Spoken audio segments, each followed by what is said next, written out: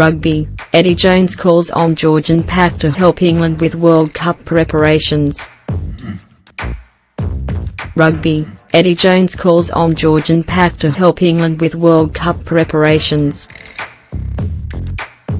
England head coach Eddie Jones has invited Georgia, the biggest, ugliest, strongest scrum pack in the world, to take part in 2 days of no-holds-barred scrummaging in London this week. In a repeat of their joint session with Wales last November, Jones has extended the invitation to Georgia counterpart Milton Haig to fly in for back-to-back training sessions. Despite being ranked as a G2 nation, Georgia are renowned as one of the foremost scrummaging teams on the planet, with an estimated 50 props playing professional club rugby in France. After delivering what Jones called the best scrummaging performance of his tenure against Italy last week, England had a harder time up front in their narrow 12-6 Six Nations victory against Wales at Twickenham on Sunday.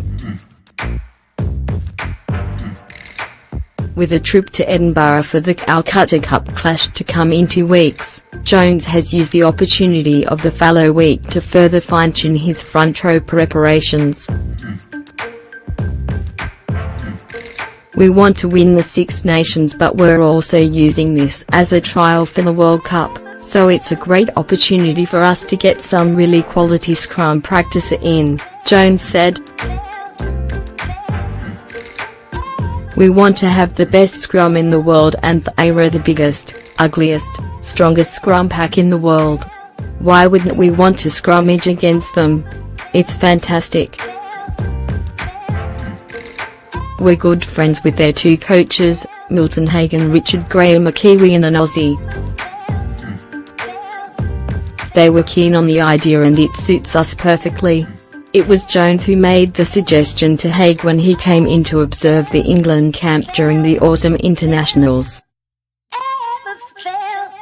There will be 2 sessions on Wednesday and Thursday afternoon, NZ time, at the Latymer Upper School playing fields in West London.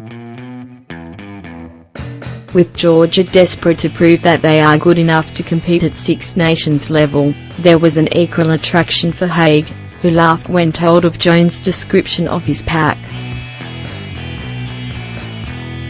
"I don't think the boys will be happy that they are ugly, but they are definitely one of the biggest and strongest," Haig told the Daily Telegraph.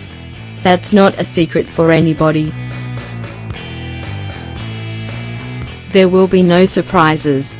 I am sure Neil Hatley, the England scrum coach, will be rubbing his hands together in terms of what he can get from having us over.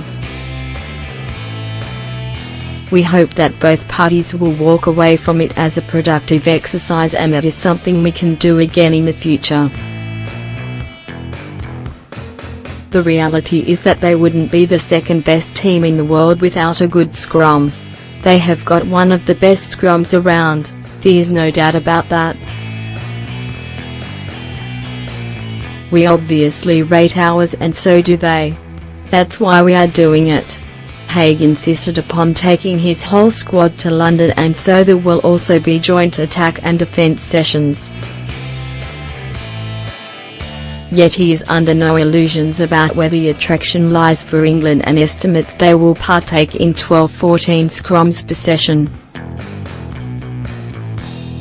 After taking on Wales before the autumn internationals, England captain Dylan Hartley knows how beneficial the joint training sessions can be.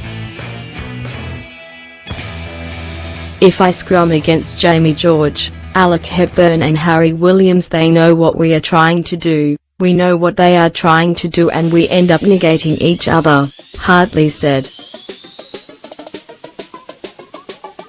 "Every scrum has to be intense, otherwise you get folded up like a travel map stuffed in your back pocket. It will be a really useful tool, and I'm sure they will take something from it as well." Number 8 Nathan Hughes will also come into contention for the Scotland game after appearing as a replacement in Wasps' 44-22 victory away to Harlequins. Jones is hopeful that both back row Sam Simmonds and wing Anthony Watson will be available despite picking up injuries in a bruising encounter against Wales. "We had to battle to beat them, so I'm really pleased," Jones said.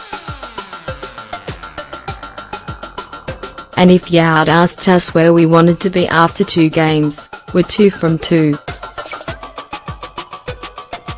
We won with a bonus point in Rome and the other game was an arm wrestle that we managed to win, so we've had the experience of a loose game and a tight game, which sets us up for the next game we play." Despite his satisfaction at his team's performance, Jones was in a feisty mood with the media afterwards, getting into a particularly terse exchange with a reporter from BBC Radio 5 Live regarding fullback Mike Brown, who finished as man of the match.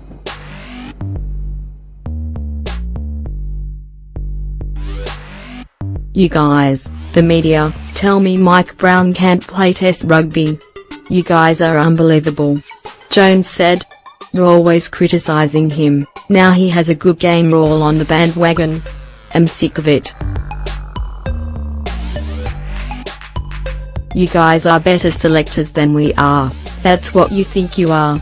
Yesterday, a more measured Jones told BBC Radio 5 Live's Sports Week programme, "He's been the most criticised player in English rugby, and again he's showed why we have been winning games.